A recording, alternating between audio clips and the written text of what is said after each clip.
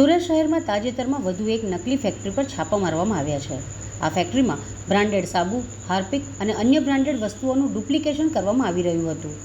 પોલીસને પ્રાપ્ત થયેલી માહિતીના આધારે સરથાણા વિસ્તારમાં પોલીસ સ્ટેશનથી થોડા જ અંતરે એક ડુપ્લિકેટ ચીજવસ્તુઓ બનાવવાનું કારખાનું ચાલતું હતું, જ્યાં પોલીસે દરોડા પાડી અને મોટા પ્રમાણમાં નકલી ચીજવસ્તુઓ બનાવવા માટે વપરાતા રો મટીરિયલ ઝડપી પાડ્યું છે.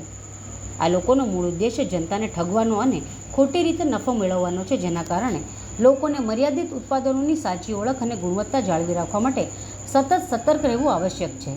હાલ માર્કેટમાં નકલી બ્રાન્ડ બનાવતી આવી ડુપ્લિકેટ કંપનીઓનો રાફડો ફાટ્યો છે, ત્યારે લોકોએ ખૂબ જ સાવધાન બનીને વસ્તુઓ લેવી જોઈએ.